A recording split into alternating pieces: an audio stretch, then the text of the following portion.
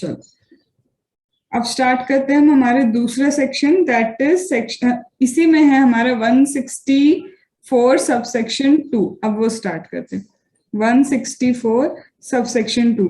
अब 164 सबसेक्शन 2 की वर्डिंग्स क्या है, सबसे पहले वर्डिंग को हम लोग हाईलाइट करते जाएं, समझते जाएं। तो बोलता है a person who is, a person who is, a person who has been, is या तो है, अभी है, या फिर हैज बीन का मतलब है था।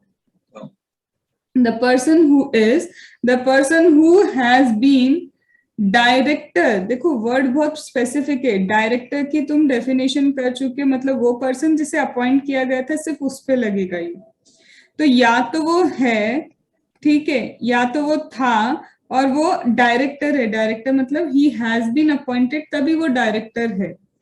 फिर उसके बाद बोलता है who has been is director of a company. A company का मतलब एक कंपनी नहीं होता है। यहाँ पे अ का मतलब जब मैं बोलती हूँ कि अ कंपनी है, तो यहाँ पे पूरे एक्ट में अ कंपनी का मतलब एवरी कंपनी होता है, ठीक है। तो यहाँ पे is has been director of a company. फिर यहाँ पे कीवर्ड और क्या है हमारे, शेल, मतलब कंपल्शन नहीं, मैंडेटरी क्लॉज है तो लगेंगे ही लगेंगे। शैल बी डिसक्वालिफाइड, इसे डिसक्वालीफाई किया जाएगा, किस चीज के लिए डिसक्वालीफाई किया जाएगा, तो डिसक्वालीफाई किया जाएगा रीअपॉइंटमेंट के लिए। मतलब अगर ऑलरेडी हमारा डायरेक्टर है तो अब तुम वापस से हमारे डायरेक्टर नहीं बन पाओगे, या फिर अपॉइंटमेंट के लिए। अपॉइंटमेंट मतलब अभी मैम जब हमारे अपॉइंट ही नहीं हुआ तो हमारे यहाँ की उसने अगर क्या की है, कोई डिस्क्वालिफिकेशन किया, तो फिर अपॉइंटमेंट वाली बात कहाँ से आ गई, मेरे को ये बताओ। रीअपॉइंटमेंट तो समझ में आता है, मेरे यहाँ पे आके गलती की तो मैं रीअपॉइंट नहीं करूंगी। अपॉइंटमेंट वर्ड क्यों लिखा है, नया पर्सन प्रपोज हुआ अपॉइंटमेंट के लिए, तो उसके लिए वो हमारी कंपनी के लिए नहीं है, वो किसी और कंपनी में भी तुम अपॉइंट नहीं करोगे, ऐसा है, ठीक है। तो अपॉइंटमेंट ऐसा लिखा है कि अपॉइंटमेंट इन अदर कंपनी। अब किसी और कंपनी में भी इस लायक नहीं रहे कि तुम क्या बन जाओ, क्वालिफाइड डायरेक्टर हो जाओ। अब इसके बाद बोलता है फॉर अ पीरियड ऑफ, कितने साल तक ये डिस्क्वालिफिकेशन चलेगा, ये चलेगा for the period of 5 years। If the company of which he or he has been a director, कुछ हमको आगे दी है कि कुछ कुछ गड़बड़ करेगा तब ये चीजें होंगी। तो अब देखो अपन ने पता है क्या किया, दिस आर ऑल नथिंग, ये सारी चीजें मैं बोल सकती हूँ, कीवर्ड ही तो है।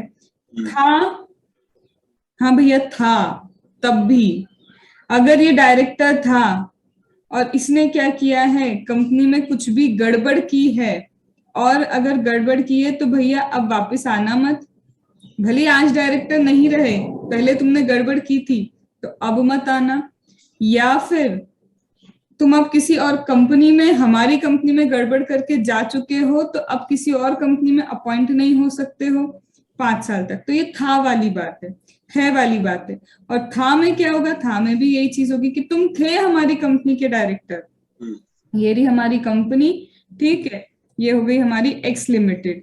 इस एक्स लिमिटेड में कहाँ है हमारा डायरेक्टर, ये रहा हमारा डायरेक्टर। तो ये जो हमारा डायरेक्टर है एक्स लिमिटेड में, इसने क्या किया है, कुछ ना कुछ गड़बड़ कर चुका है, तो पता चल गया कि नहीं भैया, अब हमने इसको यहाँ से क्या कर दिया, चलता बन गया कि जाओ भैया हमारे यहाँ मत आना।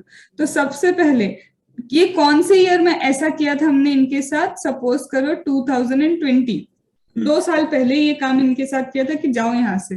तो अब ये कौन से क्लॉज में कवर हो गए, अभी के लिए हमारे लिए has been, he has been the director, वो थे हमारे डायरेक्टर, ठीक है। अब इनको बोलेंगे क्या कि भाई ये वापस आया एक दिन कि अब मेरे को अपॉइंट कर लो, वापस आ रहे हैं कि प्लीज अब मुझे अपॉइंट कर लो, नहीं हो पाएगा क्योंकि हमने लिखा है हैज बीन। अगर थे तो आप अब क्या नहीं हो सकते, रीअपॉइंट नहीं हो सकते, कितने साल के लिए, 5 years के लिए, ठीक है। यहां से निराश हुआ बेचारा, कहाँ जाएगा, ऑब्वियसली दूसरी कंपनी में जाएगा। दूसरी कंपनी में पहुंचा, इन्होंने भी इसके सामने क्या बोल दिया, नो, एंट्री ही नहीं है। क्यों, क्योंकि यहाँ पे ये नहीं लिखा है सेम कंपनी, यहाँ लिखा है दूसरी कंपनी में भी आप 5 साल तक डायरेक्टर नहीं बन सकते। क्या ये हैज बीन समझ में आ गया, तो इजी है, इस तो वही है कि अभी भी हो तो नहीं हो सकता। अब हुआ क्या समझना, यहाँ पे इन्होंने बता के रखे कब ऐसा होगा, कब ऐसा होगा कि ये वाले डिस्क्वालिफिकेशन आएंगे, तो ये तो देखो कीवर्ड है, और मैं बोलूं जब मैं नोट्स बनाती हूँ मेरा फोकस ये कीवर्ड्स पे ही रहता है, और इंस्टीट्यूट जब कॉपी चेक करता है उनका भी फोकस ये कीवर्ड्स ही रहते हैं।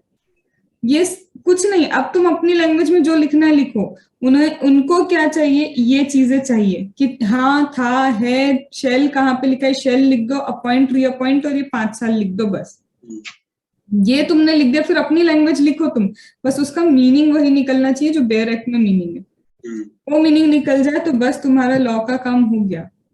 और स्टूडेंट्स लिखते वक्त यही नहीं समझ पाते कहाँ पे अदर कंपनी लिखना है, कहाँ पे शेल लिखना है, कहाँ पे अ कंपनी का मतलब क्या होता है, अ कंपनी एक कंपनी इंटरप्रिटेट करते कई बार सेल्फ स्टडी करने वाले, क्योंकि उनकी गलती भी नहीं, अ का मतलब तो अपने लिए आज तक बचपन से अ ही था, मतलब ए, तो इससे इंटरप्रिटेशन चेंज हो जाती है। ठीक है, अब कौन कौन सी चीजें दी है, हैज नॉट फाइल्ड, भैया फाइल नहीं किया, क्या फाइल नहीं किया, तो हैज नॉट फाइल्ड, क्या फाइल नहीं किया, स्टेटमेंट, फाइनेंशियल स्टेटमेंट और annual return, financial statement file नहीं किया या फिर एनुअल रिटर्न फाइल नहीं किया है। फॉर कंटिन्यूअस, ये हो गया पहला, फिर इसका दूसरा keyword for continuous, for continuous period कितना चाहिए, यहाँ पे भी continuous period of 3 financial year. या तो आपने क्या नहीं किया, अब इसको एनालाइज कर लेते, भाई आपने क्या नहीं किया, या तो फाइनेंशियल स्टेटमेंट फाइल नहीं किए या फिर एनुअल रिटर्न फाइल नहीं किए। फॉर कंटिन्यूअस पीरियड, लगातार कितने साल तक, 3 साल तक अगर आपने ऐसा काम किया है तो भाई आप हमारे यहाँ के डायरेक्टर नहीं बन सकते, आप किसी और के डायरेक्टर नहीं बन सकते।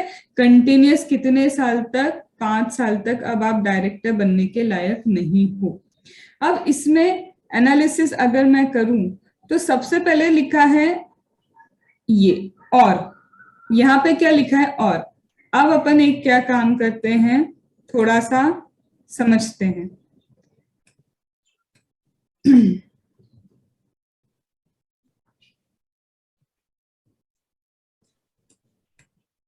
ईयर 2017 चल रहा है, थोड़ा और पीछे लेती हूं मैं जानबूझ के,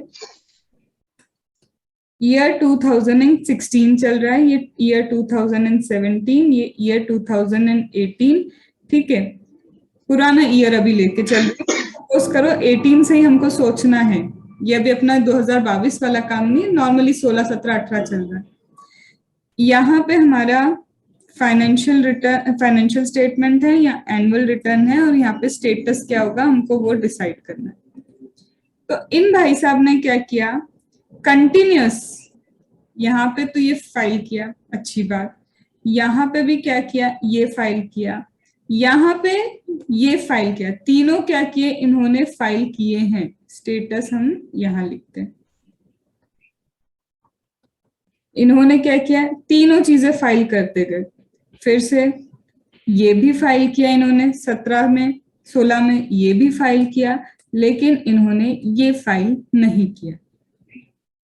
अब यहाँ पे तो क्या लिखा है, और लिखा है, और का मतलब है या तो ये फाइल नहीं किया या फिर ये फाइल नहीं किया, इसका मतलब ये निकल रहा है कोई एक भी चीज फाइल नहीं की हो तो चलेगा, मतलब एक भी तुम्हारा क्या हो गया, गड़बड़ हो गई, फाइनेंशियल नहीं फाइल किए 3 साल कंटिन्यूअस तो भी तुम डिस्क्वालीफाई, एनुअल रिटर्न फाइल नहीं किए तो भी तुम डिस्क्वालीफाई, तो कहीं ना कहीं दोनों को कंप्लाई करना पड़ेगा। क्या मैं बोलूं, दोनों का एंड कंडीशन है कि दोनों कंप्लाई करोगे तब जाके क्वालिफाई रहोगे। ठीक है, चलो अब यहाँ पे अपने केस में क्या होगा, इन भाई साहब ने क्या किया, यहाँ तो फाइल किया है, ये भी फाइल किया, लेकिन यहाँ फाइल नहीं किया, तो क्या ये क्वालिफाइड रहेंगे?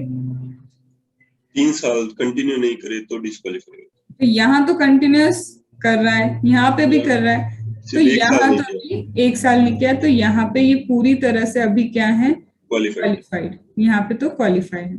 अब इसको फिर चेंज करते हैं, अब इन्होंने क्या किया, यहाँ पे भी फाइल नहीं किया, अभी भी कोई बदलाव नहीं आएगा। फिर यहाँ पे फिर चेंज करते हैं, यहाँ पे अब इन्होंने क्या किया, फाइल नहीं किया, फाइनेंशियल स्टेटमेंट भी फाइल नहीं हुआ, एनुअल रिटर्न भी फाइल नहीं हुआ, पर क्या फिर भी कंटिन्यूअस 3 साल हुए किसी के भी? नहीं हुआ। और चेंज कर लेते, यहाँ पे भी क्या किया इन्होंने, फाइल नहीं किया, तो डिस्क्वालीफाई। तो भी डिस्क्वालीफाई कैसे होगा? तो फाइनेंशियल स्टेटमेंट या एनुअल रिटर्न तीनों में, दोनों में से कोई भी कंटिन्यूस 3 साल तक फाइल नहीं किया, दोनों में नहीं है, वही मैं बताना चाह रही हूँ। देखो, फाइनेंशियल स्टेटमेंट जब फाइल नहीं किया तो एनुअल रिटर्न का कंप्लाइंस कर दिया था उसने, अब वो कंप्लाई कर दिया। फिर फाइनेंशियल स्टेटमेंट भी फाइल नहीं हुआ, ये भी फाइल नहीं हुआ, ठीक है, लेकिन फिर इसने फाइनेंशियल स्टेटमेंट फाइल कर दिया तो एनुअल रिटर्न फाइल नहीं किया, 3 साल कंसेक्यूटिव दोनों ही नहीं हो पाए। ऐसा मत देखना इसको, दोनों में से कोई एक भी, दोनों में से नहीं, कंसेक्यूटिव दोनों का इंडिविजुअली है, यही मैं बताना चाह रही हूँ कि ऐसा मत देखना कि ये और ये तो हो गया, नहीं, इसीलिए मैंने इसको उठाया कि यहाँ लिखा तो और है, पर उस और का मतलब ये नहीं या तो ये और या तो ये करके तुमने कंसेक्यूटिव कर लिया कि 3 साल हो गए, नहीं, इंडिविजुअली इसका 3 साल है, इंडिविजुअली इसका 3 इयर्स है। तुम ये नहीं कर सकते 2 बार ये फाइल नहीं किया, 1 बार ये फाइल नहीं किया, आगे चल के तो ये तीनों को मिला, दोनों को मिला के कंसेक्यूटिव हो गया, ये इंटरप्रिटेशन गलत है। अब अपने केस में देखो हुआ क्या, अगर मैं अपना केस देखूं यहाँ पे, तो बातें तो वही हुई है जो अभी मैं बता रही थी, जो मत लेना इंटरप्रिटेशन। यहाँ पे क्या हुआ, इधर फर्स्ट ईयर फाइल नहीं हुआ, सेकेंड ईयर फाइल नहीं हुआ, तुम इसको गिन रहे हो थर्ड ईयर, नहीं, ये इंडिविजुअली इसका 3 साल है, इंडिविजुअली इसका 3 साल है, अगर आप फाइल नहीं करते हो तब जाके क्या होगा, यहाँ पे इंटरप्रिटेशन और भले ही लिखा है बट इंडिविजुअली उनके क्या होते हैं, 3-3 साल काउंट होते हैं। ठीक है। अब हाँ, अब मैं फिर चेंज करती हूँ, अगर यहाँ पे क्या हो गया, अब बोल सकते हो कि डिस्क्वालिफाइड, या फिर अब यहाँ पे भी क्या हो गया तो बोल सकते हैं डिस्क्वालिफाइड है, या फिर ये हो गया, क्या हो गया, ये फाइल किया, ये फाइल किया, ये फाइल किया, कंटिन्यूस 3 साल तक तुम ये फाइल नहीं कर रहे हो, तब भी तुम क्या हो, डिस्क्वालिफाइड हो। या फिर ये हो गया क्या कि ये तीनों तो क्या कर दिए थे, अब इस बार ये 3 फाइल कर दिए इसने, लेकिन क्या फाइल नहीं किया इसने, ये फाइल नहीं किया, तो भी बोल सकते हो डिस्क्वालिफाइड हो। बट दोनों का मिक्सचर करके you can not do a 3 years. ठीक है, ठीक है, आता नहीं समझ। चलो, अब ये तो हुआ कि भैया इनने क्या नहीं किया, फाइनेंशियल स्टेटमेंट या एनुअल रिटर्न फाइल नहीं कर रहे हैं, कॉन्जिक्यूटिव कितने साल तक, 3 साल तक फाइल नहीं कर रहे, हाँ भैया ये डिस्क्वालीफाई हो चुके हैं। अब यहाँ पे सेकेंड वाली कंडीशन क्या बोलता है, वो सेकेंड वाली कंडीशन में बोलता है हैज फेल्ड टू रीपे। अब वो क्या नहीं कर पा रहे भाई साहब, रीपे नहीं कर पा रहे, किस चीज को रीपे नहीं कर पा रहे, he failed to repay D, triple D आता है यहाँ पे, क्या आता है, ट्रिपल डी। अब ट्रिपल डी क्या है, सबसे पहले पब्लिक से डिपॉजिट लिया, डिपॉजिट आप नहीं दे पा रहे, फिर आपके पास डिबेंचर है, आप डिबेंचर को क्या नहीं कर पा रहे, नहीं कर पा रहे, आपके पास डिविडेंड आपने खुद ने डिक्लेयर किया, खुद ने डिक्लेयर किया, क्योंकि ये तो मैनेजमेंट के हाथ में रहता है ना, डिविडेंड डिक्लेयर करना है नहीं करना कंपनी के हाथ में, तो आपने खुद ने रह के क्या किया, डिविडेंड डिक्लेयर किया और आप उसको टाइमली पे नहीं कर पा रहे। तो पहला तो किस किस चीज पे लग रहा है ये मैं उसको समझू, डिपॉजिट आप रीपे नहीं कर पा रहे, डिबेंचर आप रिडीम नहीं कर पा रहे, डिक्लेयर डिविडेंड आप पे नहीं कर पा रहे with in the time frame. Interest किस पे देते हैं, मैं बोलूं डिविडेंड पे तो कभी इंटरेस्ट जाता नहीं, अनलेस यहाँ पे क्या हुआ हो, बहुत लेट हो गया या कुछ हो, तब की बात अलग है। तो यहाँ पे डिपॉजिट पे क्या जा सकता है, इंटरेस्ट, आपने डिपॉजिट या डिपॉजिट का इंटरेस्ट पे नहीं किया, डिबेंचर रिडीम नहीं किए, या फिर उसका इंटरेस्ट क्या है, ड्यू डेट या टाइम पे आपने पे नहीं किया, और डिविडेंड तो वही है, टाइमली सिर्फ पे नहीं किया। तो इसका मतलब इंटरेस्ट कहाँ है, इंटरेस्ट का काम सिर्फ डिपॉजिट के साथ है और इंटरेस्ट का काम सिर्फ डिबेंचर के साथ है।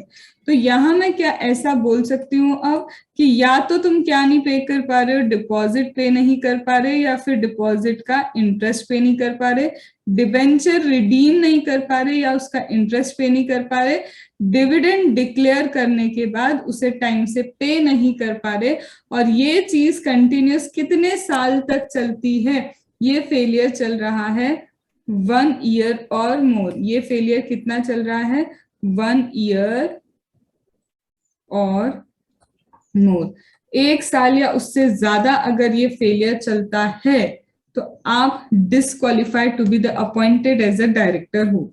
अभी इतनी बातें समझ में, या तो डीडी, ट्रिपल डी, या फिर वही तुम्हारा फाइनेंशियल स्टेटमेंट या एनुअल रिटर्न में तुमने गड़बड़ की। अब इस पे आगे बढ़ते, यहाँ पे अब एनालिसिस इसका भी स्टार्ट करते। सबसे पहली चीज, अगर मैं कहूं तो क्या यहाँ पे डिपॉजिट कवर है? हाँ। यहाँ पे डिबेंचर कवर है? हाँ। यहाँ डिविडेंड कवर है, लेकिन यहाँ कहीं भी उन्होंने ये नहीं लिखा कि डिबेंचर का मतलब आप क्या मानो, लोन। लोन आपने रीपे करने में गड़बड़ की, लोन का इंटरेस्ट रीपे करने में अगर आपने गड़बड़ की and that continues for 1 year और मोर, आप लोन पे नहीं कर पा रहे, आप लोन नहीं पे कर पा रहे और लोन का अगर इंटरेस्ट पे नहीं कर पा रहे, तो ये डिस्क्वालिफिकेशन अट्रैक्ट नहीं होता, क्योंकि स्पेसिफिकली सिर्फ डिबेंचर को उन्होंने यहाँ पे क्या किया है, कवर किया है। स्पेसिफिकली क्या कवर है? सिर्फ और सिर्फ तुम्हारा यहाँ पे डिबेंचर ही कवर होता है। क्या ये बात समझ में आई? सिर्फ debenture, don't ever confuse your debenture with the loan, दोनों का फॉर्मेट अलग है। डायरेक्टर ने क्या लिया? बिजनेस लोन लिया, और बिजनेस लोन को वो टाइम पे रीपे नहीं कर पाए या फिर उसका इंटरेस्ट टाइम पे रीपे नहीं कर पाए, डिस्क्वालिफिकेशन नहीं है। पहली चीज ये। अब सपोज करना ये हमारी क्या है, अगेन ये हमारी कंपनी है। कंपनी में कितने डायरेक्टर हैं? 1, 2 और ये हो गया हमारा तीसरा डायरेक्टर 3। हमारी कंपनी में कितने डायरेक्टर हैं? 3 डायरेक्टर हैं। ठीक है। अब डिफॉल्ट करने वाला सिर्फ एक था, ए। ये जो 2 डायरेक्टर हैं ये तो फाइनेंस चेक भी नहीं करते थे, इनका काम एक का स्ट्रेटेजी का था तो दूसरे का काम कंप्लायंसेस करना था। तो हमारे जो ये अनोखे डायरेक्टर हैं जिनका नाम क्या है, मिस्टर ए, गड़बड़ सिर्फ इन्होंने की थी क्योंकि फाइनेंस पूरा इनके हाथ में था। अब हमको ये समझना है कि गड़बड़ तो भाई साहब ने की, डिस्क्वालिफिकेशन ओनली ए का होगा कि ऑल डायरेक्टर्स का होगा? बताओ। ओनली ए का होगा। नहीं, ये वाला बोलता है कि अगर भले ही डायरेक्टर एक था, गड़बड़ एक ने की, बट सारे के सारे डायरेक्टर्स यहाँ पे क्या होंगे, डिस्क्वालीफाई होंगे। All directors will be disqualified. Reason क्या है? रीजन आता है section number 2 clause 10, which collectively. Collective तुम्हारे डिसीजन कलेक्टिवली होते हैं। तो याद है अपन ने फर्स्ट क्लास में ही पढ़ा था क्या कि इनका डिसीजन क्या होना चाहिए, कलेक्टिवली ये वर्क करते। तो कलेक्टिवली वर्क करते तो यहाँ पे अगर कंपनी ने एक ने डिफॉल्ट किया है, ये बंदा एक था जिसने क्या करके रखा है, डिफॉल्ट करके रखा है, बट तुम्हारा एक का डिफॉल्ट नहीं चलेगा, ये भी डिस्क्वालिफाइड है, इसी रंग में रंग जाएंगे और ये भी इसी रंग में रंग जाएंगे, सारे के सारे डिस्क्वालिफाइड है। तो इसका मतलब मैं ये बोल सकती हूं कि ये जो है ये सभी अब 5 साल के कूलिंग पीरियड पे जाएंगे। ठीक है। तो जिस दिन से डिस्क्वालिफिकेशन हुआ है, डिस्क्वालिफिकेशन हुआ 1 साल बाद, वहां से 5 इयर्स कंटिन्यू होते हैं। ठीक है। अब एक और एनालिसिस लेते हैं इसमें। यहाँ पे क्या हुआ, यहाँ पे ये डायरेक्टर कौन था? फिर से वही ए डायरेक्टर है। हाँ, हमको पता है वो गड़बड़ कर रहा है, लेकिन हमारा ये डायरेक्टर थोड़ा समझदार निकला। इसने क्या किया, पहले ही रिजाइन कर दिया। अभी डिस्क्वालिफिकेशन 1 साल होने में 1-2 दिन या 10 दिन बचे थे, ये भाई साहब ने पहले ही क्या कर दिया, रिजाइन कर दिया। अब रिजाइन तो वो कभी भी कर सकता है, विदाउट रीजन रेजिग्नेशन है, उसको कंपनी को कोई रीजन देने की जरूरत ही नहीं है, वो रिजाइन कर सकता है। तो अब बताओ कि क्या ये वैलिड है कि वो पहले रिजाइन कर जाए और उसके बाद उस पर डिस्क्वालिफिकेशन नहीं आएगा? वैलिड। क्यों? रीजन दो। क्योंकि इसमें कहीं नहीं लिखा हुआ 1 ईयर लिखा हुआ, 1 ईयर से पहले उसने रिजाइन किया। तो उसका आंसर लेकिन यूं नहीं लिखोगे कि 1 ईयर लिखा है, आंसर वैलिड जरूर है बट रीजन गलत है। यहाँ पे तुम्हें लिखना पड़ेगा कि disqualification is seen on date of default. जिस दिन डिफॉल्ट हुआ मतलब 1 साल खत्म हुए तो डिफॉल्ट हुआ है तुम्हारा। तो भले ही ये कल रात को क्या होने वाला है, कल 12 बजे 1 साल खत्म होने वाला है, आज रात को 11 बजने में अगर 2 मिनट 12 बजने में 2 मिनट रह गए, उसने रिजाइन कर दिया, तो अभी 1 साल हुआ नहीं था। जिस दिन 1 साल खत्म होगा, जिस दिन 1 साल खत्म होगा, तो उस दिन देखा जाएगा on date of default to be interpreted as जिस दिन 1 साल खत्म हो गया, या फिर वो जिस दिन 3 साल कॉन्जिक्यूटिव 3 साल क्या हुए, खत्म हुए, तो वहां पे हाँ वहां डिफॉल्ट माना जाता है। तो इनका रेजिग्नेशन क्या है, वैलिड है, जा सकते हैं। तो फिर मैम कौन डिस्क्वालीफाई होगा, तो फिर डिस्क्वालीफाई होगा ये, फिर डिस्क्वालीफाई होगा ये, और ये वाले भाई साहब जो हैं बच चुके हैं, ये क्या नहीं होंगे, डिस्क्वालीफाई नहीं होंगे, चांद सितारे अभी भी इनके साथ है। ठीक है, आया समझ में? ये है तुम्हारा डिस्क्वालिफिकेशन। इसका मतलब इसमें क्या है, एक तो तुम कहां कहां पे डिस्क्वालीफाई होगे, तुम सब डिस्क्वालीफाई हो, पहली चीज। दूसरा, यहाँ पे कंसेक्यूटिव इंडिविजुअली देखना है 3-3 साल, मर्जर नहीं करना। और यहाँ पे लोन नहीं लिख के रखा है, इस चीज को हमको क्या करना है, ध्यान रखना है कि यहाँ लोन का कॉन्सेप्ट नहीं दिया है, यहाँ सिर्फ और सिर्फ उन्होंने डिबेंचर को कवर किया है। तो we should go only for the debenture. ठीक है, अब इसके साथ जोड़ लेते हैं 167 को। अब सेक्शन नंबर कौन सा जोड़ना है, 167।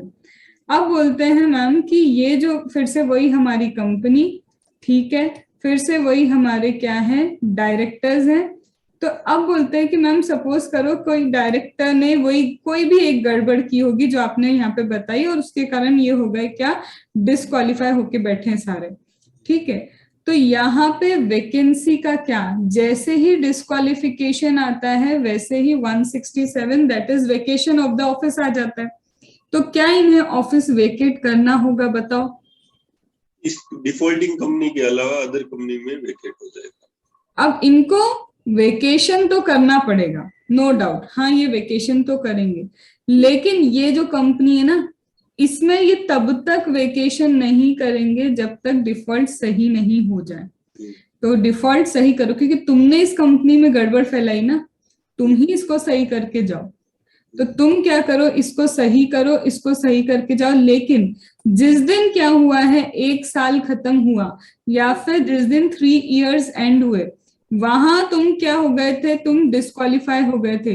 तो अगर तुम्हारी कितनी कंपनी है, सपोज करो ये सारी कंपनी है तुम्हारे पास, तुम इन सब कंपनी में डायरेक्टर हो, बहुत सारी कंपनी है, तो ये बोलता है कि अगर तुम इन सब कंपनी में डायरेक्टर हो, इसमें हो, इसमें हो, इसमें हो, जितनी भी मतलब क्या है कंपनी है, जितने भी कंपनी में तुम क्या हो, डायरेक्टर हो, अब तुम्हें क्या करना पड़ेगा, वेकेशन करना पड़ेगा।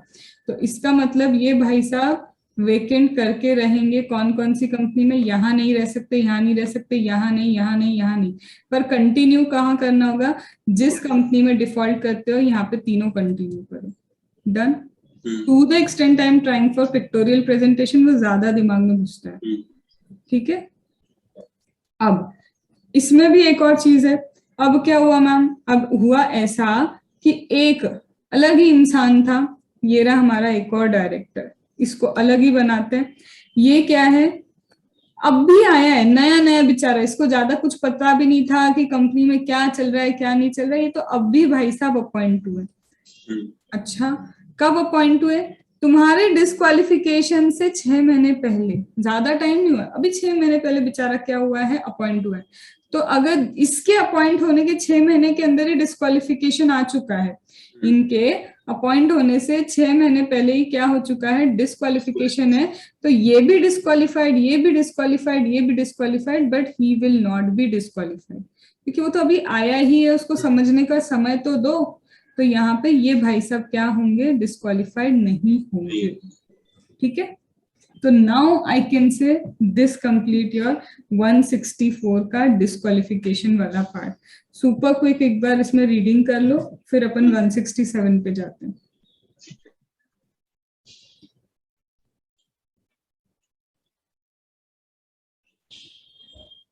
चलो आओ एक बार वापस, कहाँ था अपना, चलो यहाँ पे अपन ने क्या एग्जाम्पल लिया था, हमारा एग्जाम्पल ऐसा था कुछ कि भाई इसने क्या किया है, यहाँ पे रिटर्न, यहाँ पे फाइनेंशियल स्टेटमेंट फाइल नहीं किया, यहाँ फाइनेंशियल स्टेटमेंट फाइल नहीं किया, however he has filed this, he has filed this, और यहाँ पे क्या किया, फाइनेंशियल स्टेटमेंट फाइल किया और यहाँ पे एनुअल रिटर्न फाइल नहीं किया। तो यहाँ पे कुछ ऑथर्स का जजमेंट ये रहता है कि आप इसको इंडिविजुअली कंसिडर करो, क्यों, क्योंकि और लिख के रखा है, बट यहाँ पे वो बोलते हैं कि 3 साल इसके 3 साल इसके होने चाहिए, कोई एक भी गड़बड़ कर दी तुमने तो भी क्या होगा, डिस्क्वालिफिकेशन होगा। बट कुछ ऑथर का कहना है कि इसको मर्ज नहीं किया जाना चाहिए। तो स्टिल अगर हम देखें तो अगर एक और इंटरप्रिटेशन देखें तो ये निकलता है कि आप क्या करो, इसको इंडिविजुअली कंसिडर कर लो। मतलब डिफॉल्ट तो क्या हुआ है, 1 साल 2 साल 3 साल कंसिडर हुआ है, तो वहां वो बोलते हैं कि दिस और to be read as and. ये और को क्या है, लॉ ऑफ इंटरप्रिटेशन के अकॉर्डिंग आपको क्या रीड करना पड़ेगा, एंड, क्योंकि वो मानते हैं कि कुछ भी देखो 3 साल में गड़बड़ तो चालू हुई ना, कभी ये फाइल कर रहे हैं, कभी वो फाइल कर रहे हैं, कभी ये फाइल कर रहे हैं, कभी ये फाइल नहीं कर रहे, तो एनी हाउ 3 साल का क्या हुआ है, मिस्टेक तो रही है, तो भी डिस्क्वालिफाइड रहेंगे। तो इट वुड बी बेटर कि ये कंसिडर कर लो, अदरवाइज 2 जगह अलग अलग इंटरप्रिटेशन चलते हैं, bare act is not clear about this thing. ठीक है, चलो अब इसी में एक चीज बताओ मुझे, एनुअल रिटर्न फाइल करना है या फिर फाइनेंशियल स्टेटमेंट तुमको फाइल करना है, तो कहीं पे तुम्हें याद आता है सेक्शन कौन सा सेक्शन है जिसमें बात होती है फाइनेंशियल स्टेटमेंट की, कौन सा सेक्शन है जिसमें बात होती है तुम्हारे एनुअल रिटर्न की? स्टेट सेक्शन याद है फाइनेंशियल स्टेटमेंट एनुअल रिटर्न का? 137। किसका 137? Financial statement annual return 92। हाँ, तो इनकी ड्यू डेट भी होती है पर्टिकुलरली, फाइनेंशियल स्टेटमेंट की ड्यू डेट होती है, एनुअल रिटर्न की ड्यू डेट होती है। अब मेरा कहना ये है कि ये जो तुम 1 साल कंसिडर कर रहे हो, 3 साल कंसिडर कर रहे हो इस केस में, ये 3 इयर्स तुम कहां से कंसिडर करोगे? जिस दिन तुमने क्या किया है, date of filing financial statement से कंसिडर करोगे, या फिर due date of filing financial statement? Same date of filing annual return से कंसिडर करोगे या due date of filing annual return से कंसिडर करोगे कि हाँ ड्यू डेट आ गई, 3 साल हो गए, किस दिन से? ड्यू डेट ही होगी, फाइल तो की ही नहीं, तो डेट ऑफ फाइलिंग। तो यहाँ पे डेट ऑफ फाइलिंग और due date whichever is earlier बोल दो, कि यहाँ पे अगर फाइल कर रहे हो तो बात ही खत्म हो गई, तो डेट ऑफ फाइलिंग तो होगा ही नहीं ना। अगर तुम फाइल कर रहे हो तो बात ही खत्म हो गई।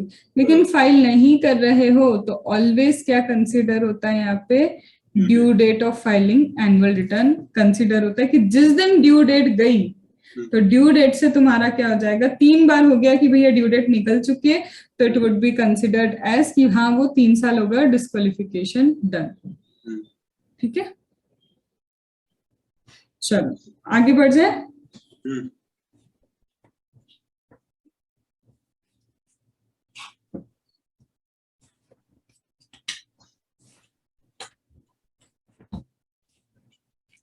Now it comes to section number 167. अब section number 167 किस चीज का है? Section number 167 is about vacancy. कब कब वैकेंसी करनी पड़ती है? तो section number 167 is about vacancy. तो वैकेंसी के लिए क्या लिख के रखा है? सबसे पहला ग्राउंड क्या लिखा है 167 में? सबसे पहले लिखते हैं where he incurs any disqualification of 164. भाई सही बात है, तुम डिस्क्वालीफाई हो चुके हो, जैसे ही तुम क्या होते हो, डिस्क्वालीफाई होते हो एज पर सेक्शन 164, मतलब सीधी बात है तुम्हें वेकेंट होना पड़ेगा। याद आ रहा है? लेकिन अगर तुम डिस्क्वालीफाई हो रहे हो, किसके अकॉर्डिंग डिस्क्वालीफाई हो रहे हो? 164। तो रुको, एक चीज ध्यान रखना, अगर डिस्क्वालिफिकेशन 164 सबसेक्शन 1 है, अगर डिस्क्वालिफिकेशन 164 सबसेक्शन 2 है, अगर डिस्क्वालिफिकेशन 164 सबसेक्शन 1 में भी यहाँ पे क्या है, ये डिस्क्वालिफिकेशन अनसाउंड माइंड वाला है, इंसॉल्वेंट वाला है, ठीक है, unsound mind, insolvent. Section 188 call अगर यहाँ पे आ गया, कॉल पे नहीं किया, ठीक है, तो यहाँ पे थोड़ा सा मैं पूरा ना लिखते हुए एसेट्रा लिख दूं, ये स्पेसिफिकली मुझे हटाना किसको था, कॉल नॉट पेड, ठीक है। तो वो जब तुमने कॉल पे नहीं किया तो यहाँ तो एवरी कंपनी वेकेशन है, यहाँ हर कंपनी से वेकेशन होगा, यहाँ पे सेम कंपनी है ना, in which not paid, disqualification ही सेम कंपनी में हुआ है, हाँ, तो फिर वेकेशन भी तो सेम कंपनी में ही होगा। और 164 थोड़ा सा अलग चलता है। 164 क्या बोलता है, जिस कंपनी में तुम क्या हुए हो, डिस्क्वालीफाई, यहाँ पे क्या होगा, वेकेशन तो करना होगा लेकिन कौन सी कंपनी में, weekend other than default company, और ये हो गया डिफॉल्ट कंपनी। तो यहाँ पे तुम्हें भैया कंटिन्यू करना है, और यहाँ पे कंटिन्यू नहीं करना तुम्हें, यहाँ पे क्या करना होगा, वेकेंट। स्क्रीनशॉट ले लो,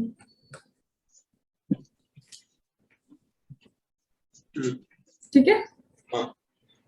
फिर आता है दूसरा डिस्क्वालिफिकेशन। अब disqualification number 2, where he absents himself from all the board meeting held during a period of 12 months. भाई साहब हमारे फिर से कौन, हमारे ये डायरेक्टर, ये रहे हमारे डायरेक्टर, ये क्या कर रहे हैं, द डायरेक्टर वेकेंट हिमसेल्फ, ये डायरेक्टर अपने आप को क्या कर रहा है, वेकेंट कर रहा है, कितने, 12 मंथ्स, ओवरऑल 12 मंथ्स। अब पीरियड ऑफ 12 मंथ है, period of 12 month should not be red like this, इसका मतलब ये बिल्कुल नहीं होता है। इसका मतलब ये है, सपोज करो 1 जुलाई को ये भाई साहब कहाँ चले गए, इंडिया के बाहर, यूएस चले गए। अब जुलाई के बाद इंडिया के बाहर चले गए, ऑल्दो वीडियो कॉन्फ्रेंसिंग वगैरह सब थी, चाहते तो ये क्या कर सकते थे, अपने इस फोन को इस्तेमाल कर सकते थे और क्या कर सकते थे, वीडियो कॉन्फ्रेंसिंग कर सकते थे, नहीं की इन्होंने। तो यहाँ पे बोलते हैं कि अगर उसने कंसेक्यूटिव जुलाई से लेके नेक्स्ट जुलाई तक 12 महीने खत्म हो जाएंगे, जुलाई टू जुलाई क्या हो जाएगा, 12 महीने खत्म होंगे। तो यहाँ पे इसको ऐसे रीडिंग मत लेना कि 1 साल है, यहाँ पे पीरियड ऑफ 12 मंथ है, जब से ये क्या हुए, सारी की सारी बोर्ड मीटिंग अटेंड नहीं कर रहे जो 12 महीने में हुई थी, ऑटोमेटिक यहाँ पे क्या है, ऑटोमेटिक वैकेंसी। ऑटोमेटिक मतलब अपॉर्चुनिटी ऑफ बीइंग हर्ड नहीं देंगे, बताओ ऐसा क्यों ना करें, ऐसा क्यों ना हो, सीधी बात तुम्हारा क्या हो जाएगा, ऑटोमेटिक वैकेंसी हो जाएगी। अब यहाँ पे मैम एक कॉन्सेप्ट आता है, जब ये भाई साहब मोर देन 3 मंथ्स इंडिया के बाहर जा रहे हैं तो एक डायरेक्टर अपॉइंट होता है, बताओ उसका नाम क्या है, एजुअल डायरेक्टर। कौन सा director, alternate director, alternate director, ये इसका अल्टरनेटिव है। तो ये मैम ये भी तो अपॉइंट होता है। तो ऑल्टरनेट डायरेक्टर क्या कर रहा है, जितनी यहाँ पे बोर्ड मीटिंग होती ना, ये हो रही है क्या मैम, बोर्ड मीटिंग, ठीक है। तो बोर्ड मीटिंग में सारे डायरेक्टर्स बैठे हैं, सारे डायरेक्टर्स बैठे, और इनकी प्लेस पे ही तो ये अपॉइंट हुआ था, और ये डायरेक्टर भी आके बोर्ड मीटिंग अटेंड कर रहे हैं। तो बोलते although alternate director have been appointed, भले ही आपके ये ऑल्टरनेट डायरेक्टर अपॉइंट हुए हैं, बट ऑल्टरनेट डायरेक्टर का अपॉइंट होने का मतलब ये नहीं है कि आप 12 महीने में एक बार भी मीटिंग अटेंड नहीं करोगे। तो even though an alternate director have been appointed, still क्या होगा, ये डिस्क्वालिफिकेशन आएगा अगर आप 12 महीने से ज्यादा या 12 महीने तक अटेंड नहीं करते हो तो, ठीक है। तो इसका मतलब वापस बता दोगे, मेरा जूम बंद हो गया था बीच में। ये डायरेक्टर जा रहा है कितने महीने के लिए, 3 महीने से ज्यादा जा रहा है, तो अल्टरनेट डायरेक्टर का एक ऑप्शन होता है कि अल्टरनेट डायरेक्टर अपॉइंट किया जा सकता है। लेकिन एक ऑप्शन है कि अल्टरनेट डायरेक्टर अपॉइंट करेंगे, तो ये अल्टरनेट डायरेक्टर तो अटेंड कर रहा है, हर मीटिंग अटेंड कर रहा है बेचारा, इसने हर मीटिंग अटेंड की, लेकिन स्टिल इसका मतलब ये नहीं कि वो अटेंड कर रहे तो आप 12 महीने में बिल्कुल आएंगे ही नहीं कोई मीटिंग में। अल्टरनेट का मतलब ये नहीं होता कि आपको पूरी 12 महीने की छुट्टी मिल जाएगी, तो even if an alternate director has been appointed in place of this director, फिर भी कम से कम एक मीटिंग तो अटेंड करते हैं हम। कंपलसरी सारी नहीं बोल रहे कि सब अटेंड करो, एक बार तो आते 12 महीने में खबर लेने की कंपनी का हो क्या रहा है। तो अगर आप नहीं आते हो तो even though an alternate director have been appointed, still ये पर्सन का क्या होगा, डिस्क्वालिफिकेशन। और अगर मैं बोलूं ये डिस्क्वालीफाई है, तो जो हमारे ये डायरेक्टर होते हैं इसका तो टेन्योर ही डिपेंड करता है ओरिजिनल डायरेक्टर पे। तो अगर ये डिस्क्वालीफाई हुए तो ये डिस्क्वालीफाई नहीं हुआ है, डिस्क्वालीफाई नहीं हुआ, और वेकेशन इसका टेन्योर यहाँ पे खत्म हो जाता है। ठीक है, तो ये है तुम्हारा क्या, अगर कंटिन्यूस 12 महीने तक आप यहाँ से जाते हो। मैम वो परमिशन लेके गया था, बीमार है, परमिशन लेके जा रहा है, इट डजंट मीन अगर आप यहाँ पे एब्सेंट हो 12 महीने के लिए, तो 12 महीने तक एब्सेंट होना मतलब आपका कंपलसरी क्या होगा, ऑटोमेटिक अपॉर्चुनिटी बोला ना नहीं देंगे। हम नहीं पूछेंगे बीमार थे, क्या हुआ था, क्या नहीं हुआ था। कुछ जगहों पे कंपनी के बारे में सोचना पड़ता है, तो यहाँ पे क्या है, ऑटोमेटिक वैकेंसी। ठीक है, फिर next, when he acts in contravention to the provision of section 184 relating to entering into a contract and agreement in which he is directly indirectly interested। Director को पता था ये मेरा भाई है, बता देते सब लोग को कि रिलेटेड पार्टी से तुम क्या कर रहे हो, ट्रांजैक्शन कर रहे हो, तो कम से कम डिस्क्लोजर तो होना चाहिए था। इसका लिंकेज मैं यहाँ नहीं दे पाऊंगी, मीटिंग चैप्टर में आएगा वहीं प्रॉपर इसका लिंकेज लेंगे। बट याद रखो कि 184 बोलता है कि तुम्हें डायरेक्टली हमें बताना पड़ेगा कि अगर तुम्हारी रिलेटेड पार्टी, देखो section number 2 subsection 77 is about related party, फिर अभी इसमें वो 188 वाले क्लॉजेस भी जुड़ेंगे, फिर अभी तुम्हारा ओमनीबस अप्रूवल, मतलब सिर्फ अभी समझो 184, इसके खुद के लिंकेज बहुत सारे, तो इसलिए मैं इसमें अभी जाऊंगी तो वो मीटिंग चालू हो जाएगा अपना। तो यहाँ पे बोलते भाई 184 में तुमको बोला था डायरेक्टर डिस्क्लोजर दे देना हमको, तो जितने भी रजिस्टर होते हैं ना, मेंटेन होते डायरेक्टर के, तो उसमें लिख लिया जाता है कि हाँ भैया ये यहाँ पे इंटरेस्टेड है, ये यहाँ पे इंटरेस्टेड है। अगर इसने नहीं बताया तो ऐसे केस में क्या होगा, सबसे पहले इसका वेकेशन होगा। Now we are not saying कि ही इज डिस्क्वालिफाइड, डिस्क्वालिफिकेशन तो होता है जब रिलेटेड पार्टी ट्रांजैक्शन करता है और वो पिछले 5 सालों में कुछ गड़बड़ की है, तब वो डिस्क्वालिफाइड है। यहाँ पे डिस्क्वालिफाइड नहीं है वो, यहाँ वेकेशन है उसकी, वो हमारे यहाँ से निकाला जाएगा। तो disqualification is different, vacation is different. कई बार स्टूडेंट ये 184 देख के डिस्क्वालिफिकेशन में कंफ्यूज हो जाते हैं, उनको लगता है डिस्क्वालिफाई क्योंकि इसका वेकेशन हो रहा है। वेकेशन का मतलब कतई भी ये हमेशा नहीं होता। ऑलरेडी इन्होंने बोला है वेकेशन के लिए कि 164 के सारे पॉइंट, तो 164 के पॉइंट में 188 है, तो 188 के साथ 167 जोड़ोगे, डन। इसका मतलब मैं बोलूं 164 प्लस 188 प्लस 167 होता है, पर कभी भी 184 प्लस 164 प्लस 167 नहीं होता है। क्यों?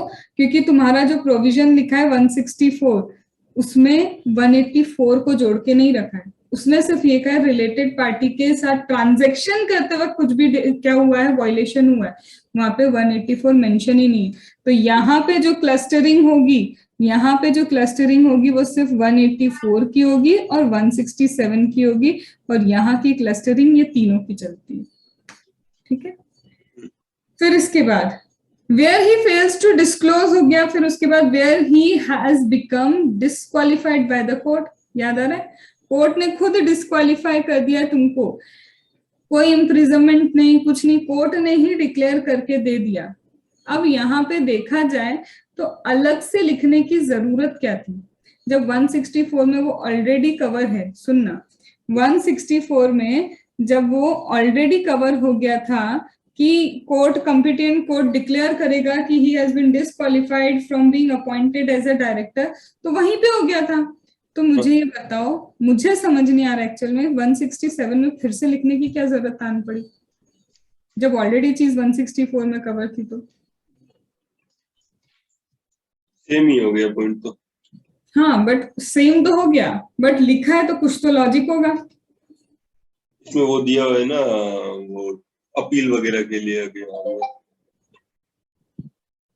अपील के लिए उसका पोस्टपोनमेंट हो जाता है, तुरंत वैकेंसी नहीं होती। सिर्फ ये रीजन हो सकता है, सिर्फ ये।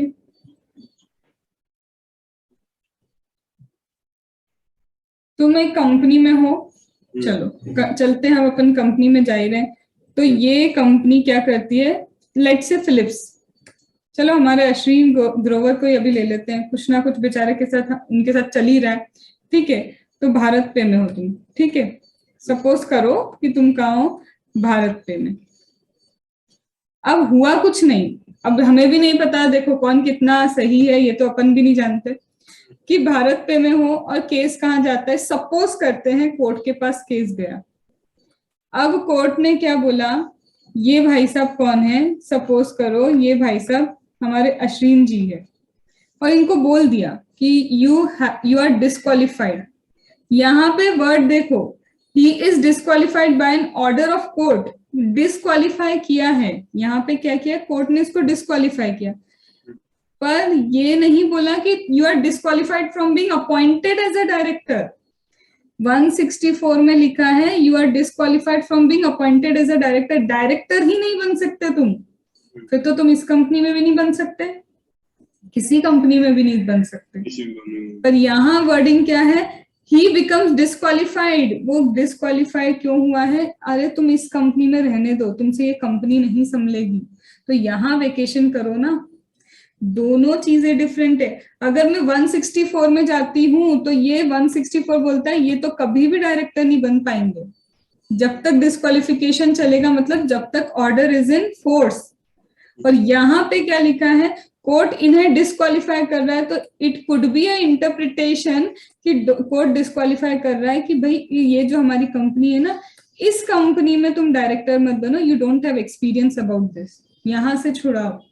जब ट्रिब्यूनल सस्पेंड करता है किसी डायरेक्टर को, तो सस्पेंशन जरूरी नहीं फ्रॉड के रीजन से ही हो, सस्पेंड इसलिए भी कर सकते हैं कि उसको इस चीज का नॉलेज नहीं है, तो यहाँ पे इसके कारण लॉसेस ज्यादा हो रहे हैं, तो इस कंपनी से हटाएंगे।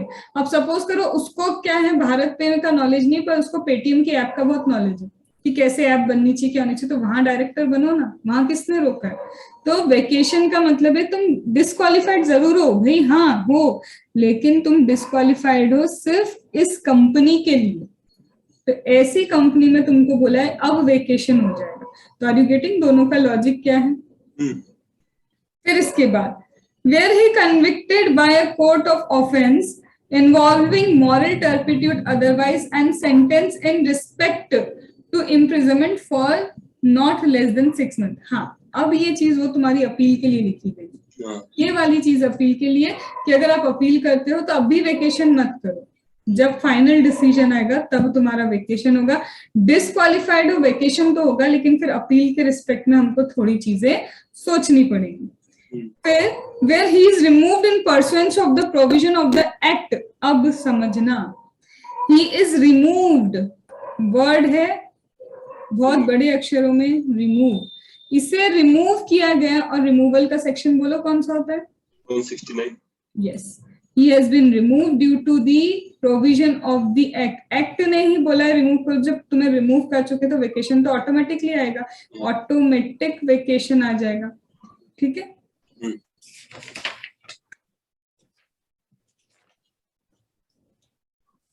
अब रिमूवल, एक चीज बताओ, रोटेशनल डायरेक्टर तो रिमूव होते हैं, नॉन रोटेशनल का टेन्योर होता है, तो भाई जब तुम्हारा टेन्योर खत्म हो जाएगा तुम ऑटोमेटिकली चले जाओगे, तब भी वेकेशन होगा, और अगर तुम्हारा रोटेशन हुआ है तब तुम जा रहे हो तो भी क्या होता है, वेकेशन होता है।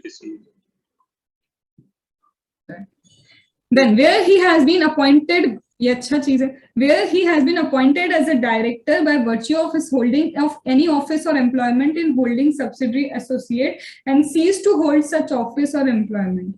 अब बोलता है क्या, भाई देखो ये एक कंपनी हुआ करती थी, ये क्या है, ये एक कंपनी हुआ करती थी, मतलब अभी भी है, लेकिन ये एक कंपनी है जिसमें ये जो पर्सन है यहाँ पे क्या है, डायरेक्टर है।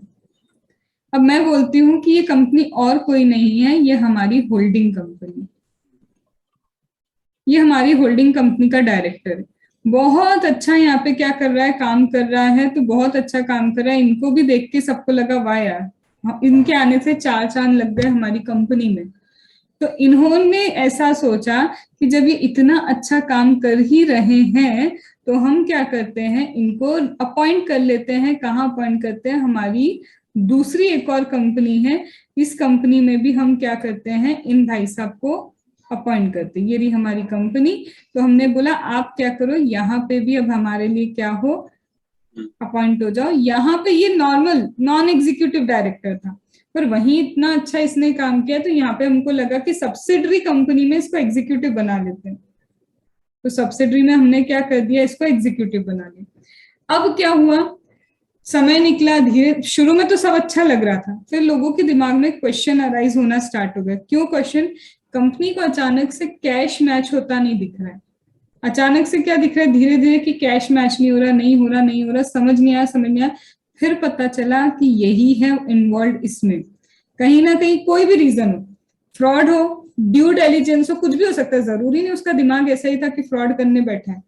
ड्यू डिलिजेंस उसने परफॉर्म नहीं किया, नेग्लिजेंस था, या फिर वही 12 महीने तक इंडिया के बाहर चले गए, कोई भी रीजन हो गया।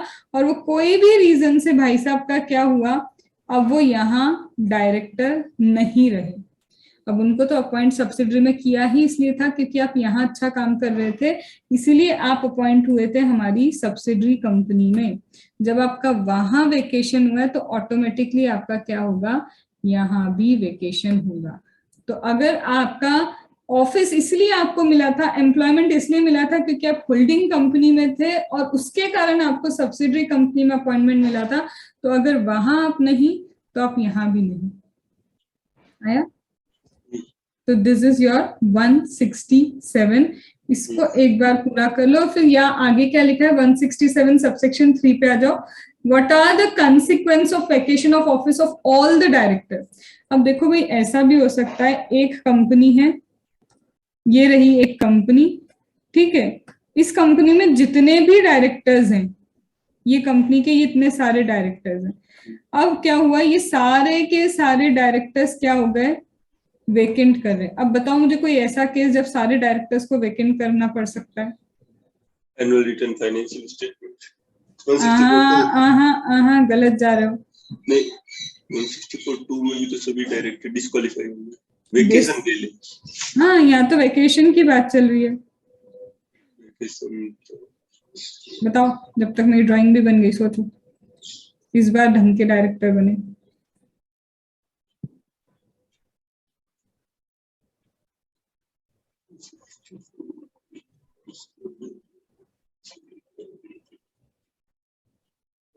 नहीं याद आ रहा, सबको रिमूव एक साथ। हाँ, क्यों नहीं कर सकते, सेंट्रल गवर्नमेंट कर देगी, कोर्ट कर देगा, कोर्ट कर देगा, फ्रॉड किया है, निकलो यहाँ से सब। तो चलो, ये सारे डायरेक्टर्स हैं, एक साथ इनके साथ क्या हुआ, हटो हटो हटो हटो, किसने बोला, कोर्ट ने बोला सारे के सारे निकलो यहाँ से। अब ये बताओ, ये थे आज तक इस कंपनी में थे, अब क्या हो गया, एक एक करके ये गायब हो गए। जब सारे डायरेक्टर्स गायब हो गए, बेचारी कंपनी में तो कोई है ही नहीं। और मैंने फर्स्ट डे की क्लास में ही बताया था कि कंपनी में तो डायरेक्टर इसलिए अपॉइंट होते, कंपनी आर्टिफिशियल। अब देखो कुछ नहीं है कंपनी में, कोई दिमाग चलाने वाला नहीं, अब कौन आएगा। तो जब सारे के सारे डायरेक्टर्स एक साथ वेकेशन होता है उनका किसी भी रीजन से, सबने मिलके क्या किया, फ्रॉड किया, सस्पेंड कर दिया। कोर्ट ने बोला आज का तुम डायरेक्टर नहीं हो। 164 के अकॉर्डिंग अगर सोचे तो 164 में भी क्या है, अगर अनसाउंड माइंड हो गया कोई, इंसॉल्वेंट सारे के सारे हो सकते, क्यों नहीं हो सकते, कंपनी को इंसॉल्वेंट करने वाले ही ये लोग थे, तो गए अब सारे के सारे। तो बोलते ऐसे केस में प्रमोटर, आपके जो प्रमोटर्स होंगे जिन्होंने कंपनी को स्टार्ट किया था, promoters are no one but वो कंपनी के स्टार्ट करने वाले लोग ही होते हैं, तो बोलते प्रमोटर्स क्या बनेंगे, आपके डायरेक्टर। बट अगर प्रमोटर नहीं है तो फिर सेंट्रल गवर्नमेंट, और मैं बहुत बड़े अक्षर में लिख रही हूँ शेल, में नहीं है यहाँ पे, सेल, फिर सेंट्रल गवर्नमेंट अपॉइंट करेगी डायरेक्टर्स, तब तक जब तक और डायरेक्टर्स एजीएम में अपॉइंट ना हो जाए। ठीक है, आया समझ में। तो दिस कंप्लीट योर 167। और फिर वही ले दे के कहानी, प्राइवेट कंपनी एड ऑन कर सकती है जैसा उसको लगता है, और वेकेशन के रीजंस चाहिए तो वो और एड ऑन करेगी। 167 पढ़ लो जल्दी से।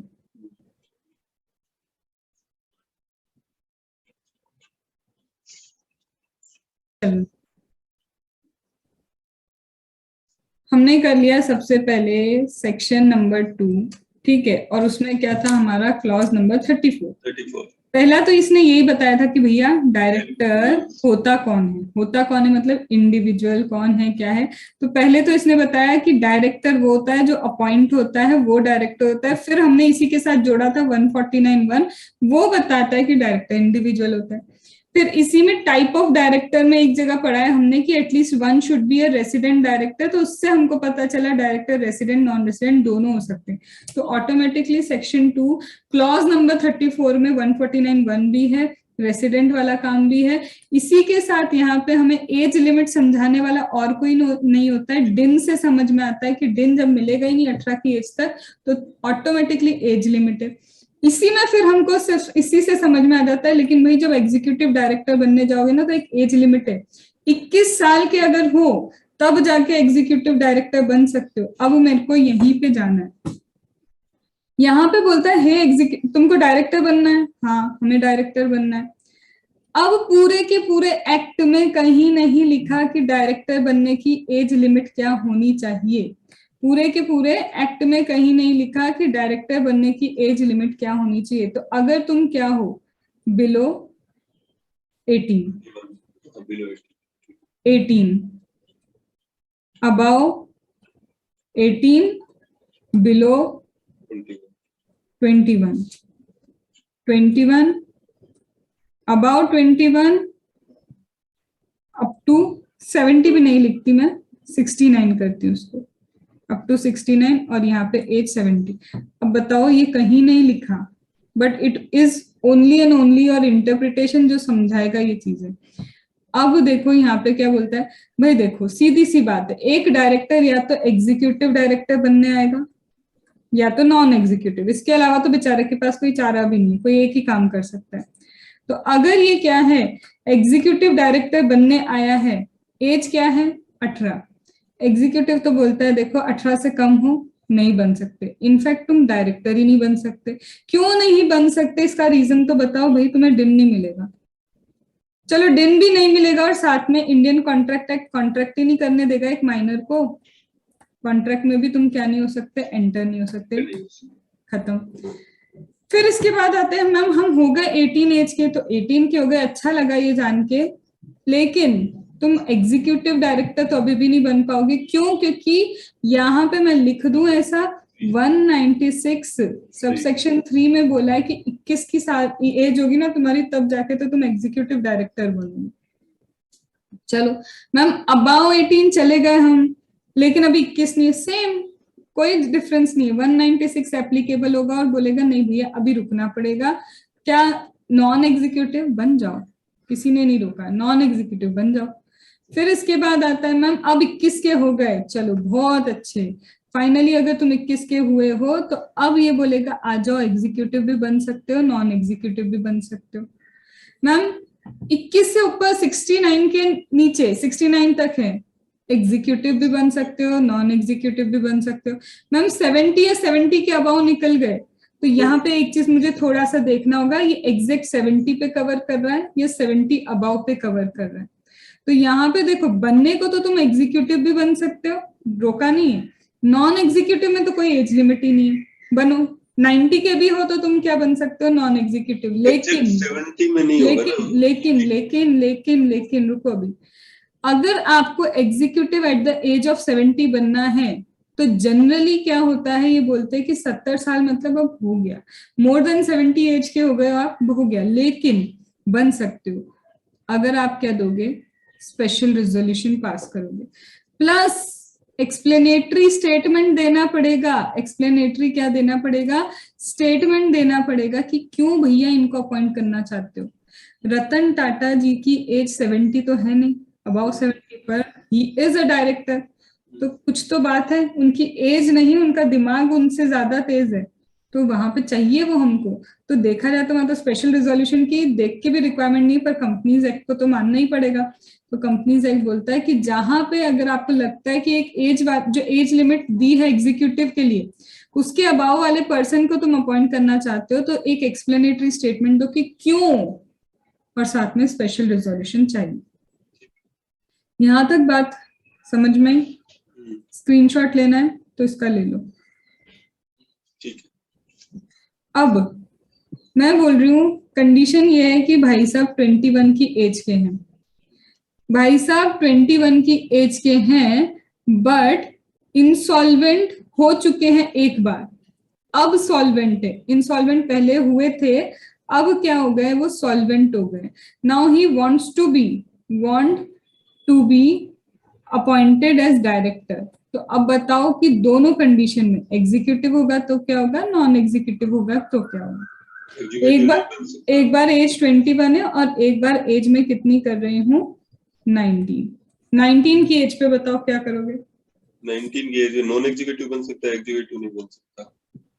नॉन एग्जीक्यूटिव बन सकता है अगर 19 की भाई साहब की एज है, तो आप बोल रहे हो कि नॉन एग्जीक्यूटिव तो वो बन सकते हैं, एग्जीक्यूटिव अभी नहीं बन पाएंगे। क्यों नहीं बन पाएंगे एग्जीक्यूटिव? क्योंकि इंसॉल्वेंट हुआ है एक बार। तो सिर्फ इंसॉल्वेंट लिखोगे? नहीं, 21 से कम की है ना ये। तो पहले तो ये लिखना है कि वो तो एग्जीक्यूटिव की एलिजिबिलिटी क्राइटेरिया में ही नहीं है। तो देखो एलिजिबल होगा तब तो उसके क्वालिफिकेशन डिस्क्वालिफिकेशन चेक करोगे। तो यहाँ ये मत लिखना कि वो इंसॉल्वेंट है, गलत हो जाएगा। यहाँ ये लिखना पड़ेगा उसकी एज लिमिट ही एग्जीक्यूटिव बनने लायक नहीं है। एंड इवन अगर उसकी एज लिमिट होती तब 196 क्या बोलता कि यहाँ पे वो नहीं आ सकता। ठीक है, फिर दूसरा 1 मिनट तुम करो, मैं 1 सेकेंड में आ रही। दूसरा केस में हम क्या बोलेंगे, ऑल दो एज लिमिट दो अलाउ करती, बट यहाँ पे 196 सबसेक्शन 3 बोलता है कि कभी भी अगर आपका क्या हुआ है कि कभी भी आप इंसॉल्वेंट हुए तो आप लाइफ टाइम एग्जीक्यूटिव डायरेक्टर नहीं बन सकते। तो अब पता है क्या चल रहा है, जब क्वेश्चन आते हैं, क्वेश्चन तुमको इसके भी आएंगे मर्ज होके, उसके भी आएंगे, तुमको ये सारी चीजों को एक साथ अप्लाई करना पड़ेगा। ठीक है, अब आते हैं अपन किस पे, 149। देखो अब हम अपन तो वैसे कर रहे थे, ये हो गया डायरेक्टर, मैंने चेक कर लिया डायरेक्टर के पास डिन होना चाहिए, डायरेक्टर क्वालिफिकेशन चेक कर ली। अब सपोज करो तुम्हारी कंपनी में भी कोई डायरेक्टर बनना है, तुम यही देखोगे डिन है, हाँ है, इंडिविजुअल है, डिन है, उसके बाद क्वालिफिकेशन डिस्क्वालिफिकेशन चेक कर ली। और क्योंकि मुझे 167 यहाँ नहीं पढ़ाना चाहिए था, बट कितनी बार वो 164 से लिंक हो रहा है, तो इसीलिए यहाँ पे 167 कर रहा है। यहाँ पे अब क्वालिफिकेशन डिस्क्वालिफिकेशन देखने के बाद कोई भी कंपनी देखेगी कि आप कितने जगह पे डायरेक्टर ऑलरेडी हो। अब दूसरी चेकिंग तो लॉजिकली यही होगी ना, ये तो बाद की बात है 167, पहले तो ये प्रोसीजर ऐसी ही चलती है। तो अब हम देखते हैं कि ये कितनी जगह अगर डायरेक्टर हो गए तो भैया रुक जाओ, थम जाओ, अभी तुम नहीं आ सकते। तो वही बात है,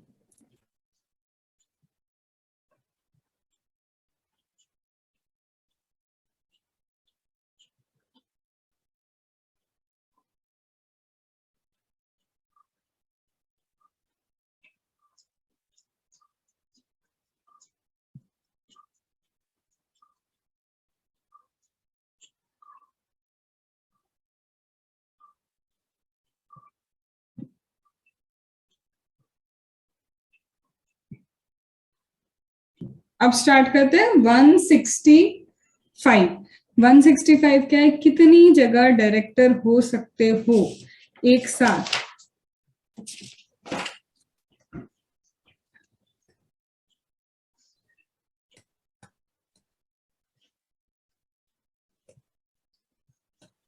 चलो अब 165 बोलता है नो पर्सन शेल। मेरे को सबसे पहले लिखना ही क्या चाहिए अब, Why I'm focusing on this word shell में, क्योंकि इंस्टीट्यूट शेल को मे बनाता है, मे को शेल बनाता है और क्वेश्चन पुट करता है। तो जितनी भी जगह अगर देखो तुम समरी नोट बनाते हो, अच्छी बात है, नहीं बनाते जैसा भी होता है, बट ऊपर ही सेक्शन के ऊपर लिख लो ये शेल वाला है या नहीं।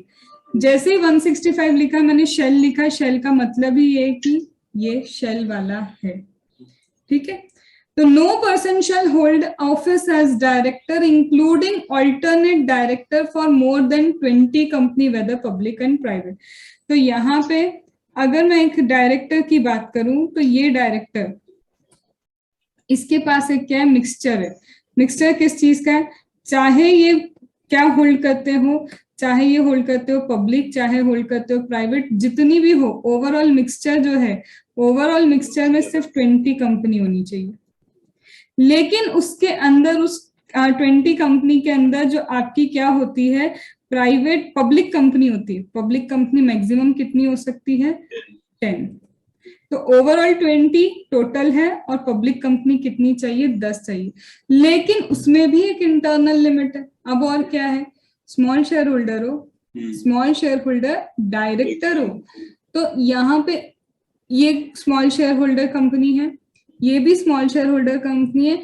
अब इसके बाद कोई भी स्मॉल शेयर होल्डर कंपनी नहीं हो सकती है। तो देखा जाए तो इंटरनली 3 कंडीशन है, 10 की है, 20 की है, और उसके इंटरनल में 2 की है। स्मॉल शेयर होल्डर किसी 2 कंपनी में बन सकते हो, स्मॉल शेयर होल्डर डायरेक्टर। अब चाहे वो पब्लिक हो या प्राइवेट, उससे हमको कोई लेना देना नहीं, बट होनी सिर्फ 2 कंपनी चाहिए। पब्लिक सिर्फ कितनी होनी चाहिए? 10 कंपनी होनी चाहिए। टोटल कितनी होनी चाहिए? 20 कंपनी होनी।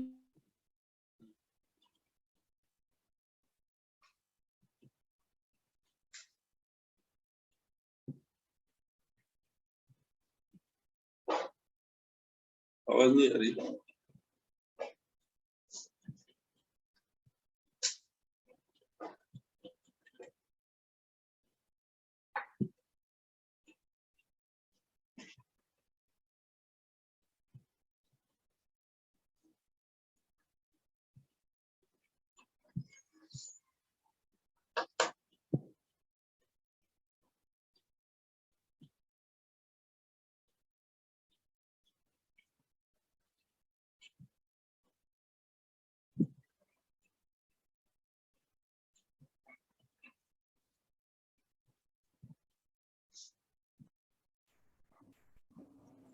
तो यहाँ पे देखो, अब क्या बोलता है कि जितनी भी कंपनी होंगी, जितनी भी कंपनी होंगी, उनके केस में क्या बोलते हैं कि आपको क्या करना है? 20, 10 एंड 2 की लिमिट याद रखनी है। अब इसमें भी उन्होंने एक लिमिट और लगा के रखी है। वो बोलते हैं कि 20 कंपनी जब आप काउंट करो, specifically when you are counting the 20 company, 20 company के केस में डोरमेंट नहीं आएगी। लिखा क्या है क्लियरली? 20 के केस में डोरमेंट कंपनी नहीं आएगी। हम 10 नहीं लिखा, 10 में आएगी। मेरे को ये लॉजिक समझ नहीं आया, लिटरली बोलूं। 10 में आप काउंट करोगे, पर 20 में कैसे काउंट नहीं हो सकती वो? जब डोरमेंट कंपनी 20 के अंदर आ ही रही है, तुम समझते हो ना, 1+1+1 करके तो 20 बन रहा है, तो तुम वो एक तो काउंट कर रहे हो, लेकिन उसको 20 में काउंट नहीं करोगे। तो ये देखा जाए तो कोई लॉजिक समझ नहीं आता इसका। पब्लिक वाली डोरमेंट कंपनी को वो काउंट कर रहे हैं। पब्लिक वाली काउंट करो, बस समझो ना, जब पब्लिक में काउंट हो रही है तो ऑटोमेटिकली 20 में तो काउंट हो ही गई ना। समझ रहे हो मेरी बात? वो इंडिविजुअली पब्लिक वाली 10 से ज्यादा नहीं लेने चाहते डोरमेंट। समझ रही हूँ मैं, वो इंडिविजुअली तो मुझे भी समझ में आ रहा है, लेकिन 10 बन के ही तो वो 20 हुआ है कि नहीं? वो 20 के अंदर 10 तो है ना। तो ऑटोमेटिकली जब तुम 10 में काउंट कर रहे हो तो ऑटोमेटिकली वो कंप्लीटली काउंट 20 में तो काउंट हुई क्यों नहीं? तो वो बोलते हैं 20 के अंदर डोरमेंट कंपनी नहीं लेना है। अब या तो यहाँ लिखते हैं 20 के अंदर प्राइवेट कंपनी नहीं आएगी, जो प्राइवेट वाली डोरमेंट है। बात तो वही हुई ना, प्राइवेट वाली डोरमेंट नहीं आएगी। तो समझो मेरी बात, तुम नहीं समझ रहे, पहले सुनो और समझो, फिर बताना मुझे। वो लिख रहा है 20 कंपनी में डोरमेंट एक्सक्लूड होगा। डोरमेंट लिखने का मतलब है पब्लिक एंड प्राइवेट दोनों होता है। पब्लिक भी होता है, प्राइवेट भी होता है। या तो वहां शुरू से ही क्लियरली क्या लिखना चाहिए था? 20 कंपनी में प्राइवेट इंक्लूड मत करो, क्योंकि इन्हें सिर्फ 20 लिखा है। तो 20 का मतलब है पब्लिक में भी नहीं आना चाहिए, प्राइवेट में भी नहीं आना चाहिए, दोनों में ही नहीं आना चाहिए। Are you getting? 20 का मतलब क्या है? Dormant company. तो डोरमेंट कंपनी का ऑटोमेटिकली दोनों हो गई ना, फिर पब्लिक भी हो गई, प्राइवेट भी हो गई। समझ में आ रही है? तो पहले वर्डिंग्स पे फोकस करते, फिर इसके एग्जांपल से समझते ये बोल क्या रहा है एक्चुअल में। ये बोलता है 20 कंपनी में डोरमेंट को मत लेना। चलो मान लिया, अभी के लिए सिर्फ मान लिया कि हाँ डोरमेंट नहीं लेनी। ये भी नहीं सोचते हम कि पब्लिक, ये भी नहीं सोच रहे हम प्राइवेट, क्या चाहता है हमको कुछ समझ नहीं आ रहा है, बस हाँ डोरमेंट कंपनी इंक्लूड नहीं होगी 20 में। फिर दूसरा लिखा है 20 एंड 10 की लिमिट में, for reckoning the limit of 20 and 10 as the case में बी, डायरेक्टरशिप ऑफ कंपनी कौन सी सेक्शन 8 कंपनी इंक्लूड नहीं होगी। अब क्लियरली बोला ना, चाहे 20 हो चाहे 10 हो, तुम सेक्शन 8 को दोनों में मत लेना। ये मुझे समझ में आया कि दोनों के अंदर नहीं लेना, मतलब ऑटोमेटिकली वो है ही नहीं डायरेक्टरशिप में। तुम 10 रखो 20 रखो, इनको हमको कोई मतलब नहीं है, क्योंकि सेक्शन 8 कंपनी में तुमको इतना ध्यान नहीं देना होता है। सही बात बताए, प्रॉफिट मोटिव होता नहीं है, तो तुमको इतने स्ट्रेटेजी सोचना, ये सोचना, लोगों के लिए काम करना, वो नहीं होता है। तो ठीक है, सेक्शन 8 कंपनी जितनी रखनी है उतनी रखो। अब ये जो सेकंड पॉइंट दिया है, इसको पूरा क्रॉस कर सकते हो, क्योंकि ये तब का है जब एक्चुअल में तुम्हारा 2013 आया था, जब ये नया सेक्शन आया था 165, तब की बात कर रहे हैं। कौन सा 165? 165 सबसेक्शन 3 जो है ना, जब तुम्हारा सच नया नया आया था, तो वो पढ़ोगे भी नहीं, तो मैं तो बोलूंगी क्रॉस मत पढ़ना इसको। तो यहाँ पे बोलता है, और इसके नीचे 165 4 और 5 भी वही है कि फिर कहाँ से तुमको चूज करके रिजाइन करना है, ये वो वाली बात है। तो अब नहीं आ सकती है क्योंकि हो गया। ठीक है, तो अब देखते हैं अपन ये क्या बोल रहा है कि सबसे पहली चीज, डोरमेंट कंपनी को 20 में मत लेना, सिर्फ 20 मना किया है, तो वो ऑटोमेटिकली ये इंटरप्रिटेट करे कि 10 में इंक्लूड करो। इसका मतलब डोरमेंट पब्लिक कंपनी ले लो और डोरमेंट प्राइवेट कंपनी नहीं लेनी। But what I want to say, अगर आपने डोरमेंट कंपनी लिखा है तो डोरमेंट पब्लिक भी हो सकती है, प्राइवेट भी हो सकती है। 20 में तो सभी बोल दिया ना नहीं लेना, 20 में मत लो, तो ऑटोमेटिकली वो 10 में भी नहीं आनी चाहिए थी, क्योंकि 20 तो 10 से ही बन रहा है ना। 20 कैसे हुआ, 10 से बन रहा है, तो कहीं उसका इंटरप्रिटेशन है कि ये भी निकलता है कि डोरमेंट आएगी ही नहीं। पर इन्होंने कैसा इंटरप्रिटेशन लिया, 20 में मना किया तो 20 में मना रखने दो, 10 के अंदर इंक्लूड कर लो। एग्जैक्ट ये वर्ड्स पे जा रहे हैं, पर अगर लॉजिकली सोचे जो चीज 10 में आ रही है वो ऑटोमेटिकली 20 में काउंट हो चुकी है। आप समझ रहे हो मैं क्या कहना चाह रही हूँ? ठीक है, इन्हें अगर ऐसा करना है कि 10 में काउंट करवाना था, तो इन्हें ये लिखना था कि private company will not be counted, क्योंकि प्राइवेट पब्लिक में काउंट नहीं होती है, तो वो 10 में काउंट हो जाती है तुम्हारी डोरमेंट, और डोरमेंट प्राइवेट को हम छोड़ देते।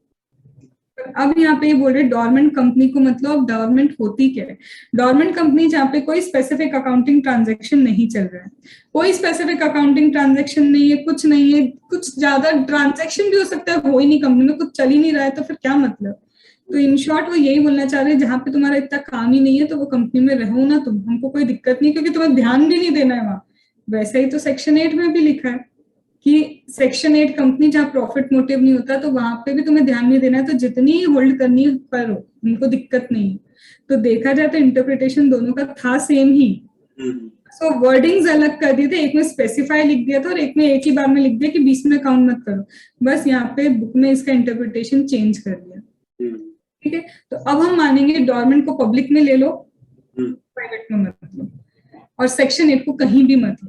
पर मैं ये बोलती हूँ कि फॉरेन कंपनी होल्ड करके रखी उसने, अरे फॉरेन कंपनी तो कंपनीज एक्ट 2013 के अकॉर्डिंग कंपनी ही नहीं है, मतलब जिसपे कंपनीज एक्ट एप्लीकेबल नहीं होता वो हमारे लिए कंपनी नहीं है।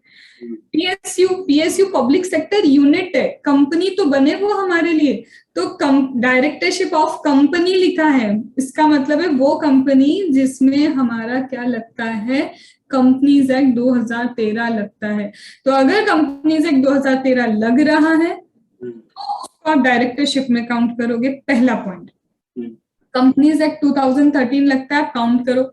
दूसरा पॉइंट, आपको इसमें क्या नहीं लेना है, 20 में डोरमेंट कंपनी नहीं लेनी है, दैट इज प्राइवेट नहीं लेनी है, आप पब्लिक कंपनी को काउंट करो, और सेक्शन 8 कहीं काउंट मत करो। इसको काउंट करते वक्त अगर स्मॉल शेयर होल्डर डायरेक्टरशिप है तो